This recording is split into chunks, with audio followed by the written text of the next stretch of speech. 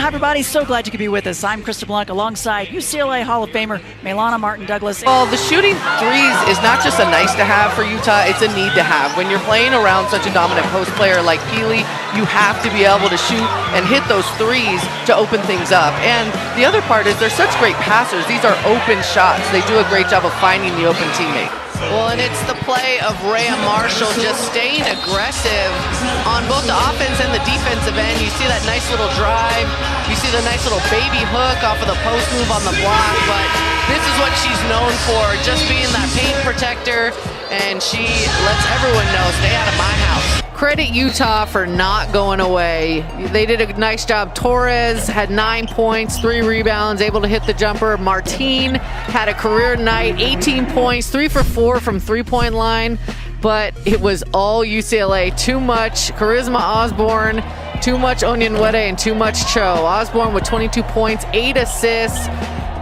Cho with a career high of 28 points, just blistering from the three-point line, and then Onyenwere chipped in a quiet, almost triple-double, 17 points, 9 rebounds, 8 assists. It was all UCLA today.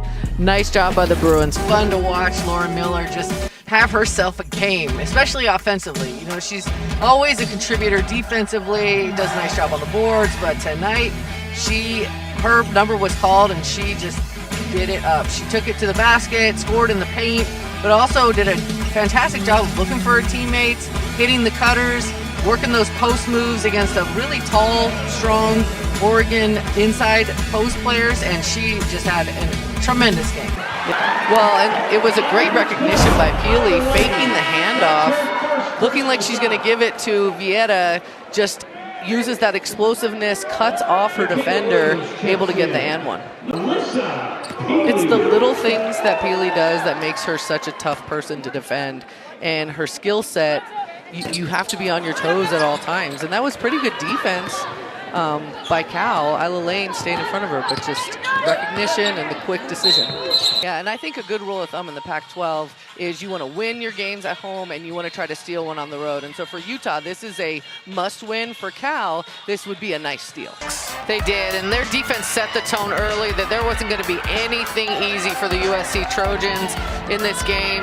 They were just aggressive. They shot the passing lanes. They didn't make it easy to pass to each one of their teammates, and they really were aggressive in the pick and rolls, and it created offense for them and opportunities, as well as energy and confidence. Yeah, Peely always dependable, strong inside. We got to see a lot of the different things that make her so great. Offensive rebounds, able to shoot the little baseline jumper. She had a couple threes, finding her teammates. See all the versatility for Alyssa Peely, but it just wasn't enough. Well, and I think what's more impressive than the 51 points was that she followed it up with a 29 performance against Cal, and all of that off of a loss to UW the weekend before. And it's just really impressive how this freshman continues to bounce back and learn something new game after game, and that's really just what makes her so special. Well, and she is so important to this USC offense. With teams focusing so much on Juju Watkins, Mackenzie Forbes steps up big in big moments, and she is doing that early here against ASU, hitting 2 big threes, hitting some nice mid-ranges, and just really making her impact on the offensive end for USC.